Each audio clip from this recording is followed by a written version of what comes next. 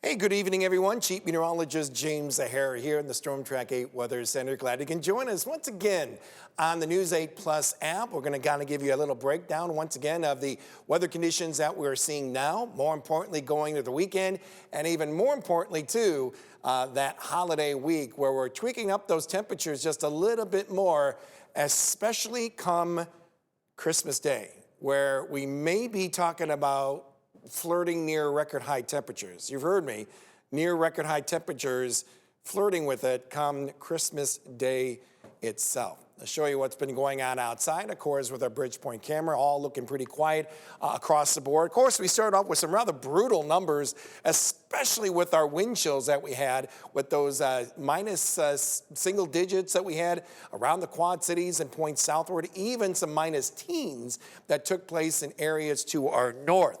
Of course, we recovered a little bit from that, but still very much on the cool side, as we've been seeing temperatures in the mid-upper teens for highs, 20s farther south, even reaching around 30 degrees in areas around Mount Pleasant. What's interesting here is these temperatures are expected to slowly improve as we go through the rest of the night into early tomorrow morning.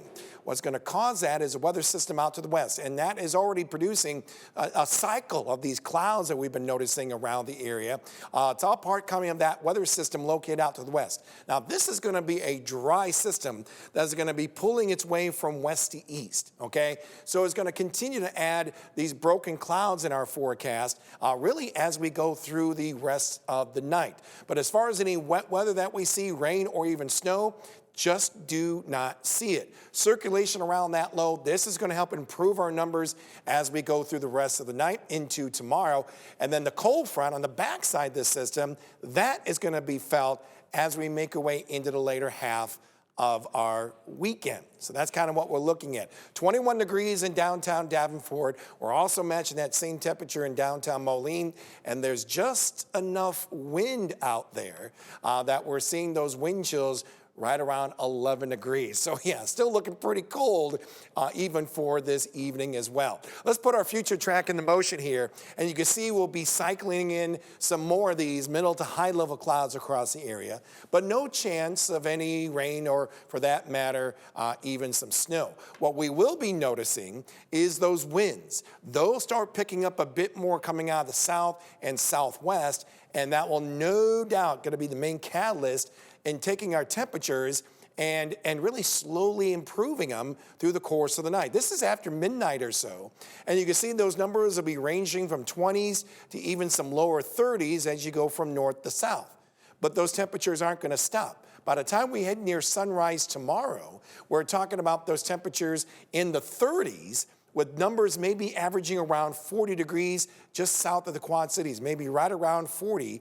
And we expect those temperatures to get nudged up just a little bit more as we head into tomorrow, where we will be starting off with some clouds. Not worried about any organized chance for some snow. I think that stays to our north. This is showing on our future track lunchtime, and you can see how the skies are going to be greatly improving. Lots of sunshine heading into the afternoon hours. We'll continue with that warm flow out of the south, so temperatures for daytime highs really not looking all too bad. A lot of upper 30s, even some lower 40s that we expect to see not only from the Quad Cities, but also pointing to the south. So otherwise, a pleasantly cool afternoon will be expected on your Saturday, and fortunately being on the upside going into our weekend. So we'll go about 42 degrees in the Quad Cities. And then as we head into our Sunday, we kind of get in the backside of that dry weather system that'll be tracking to our north, and that brings in some of those cooler northwest winds and dropping those highs, looks like right around those lower 30s. By the time we start out the holiday week, well, we're right back and seeing those temperatures warm back in the lower 40s, despite the fact that we're looking at a mostly cloudy day heading into our Monday. And I think that trend of those temperatures on the upside will continue as we go through the holiday week. Tuesday and Wednesday being Christmas Eve, of course, numbers are expected to climb for daytime highs in the upper 40s. For now, Christmas Day, I got 56, but I'm looking at some of these models, and I think we maybe have to inch up that temperature maybe a little bit more. I wouldn't be surprised if, at least what I'm seeing now, we saw temperatures around 60 come Christmas Day. That's right, you heard me, 60. Now, the record high for Christmas Day was set back in 2019. You may remember that. It was one of those days where temperatures made their way as high as 62 degrees. Had reports of people grilling outside on Christmas Day. It was a very unseasonably warm day for Christmas back in 2019.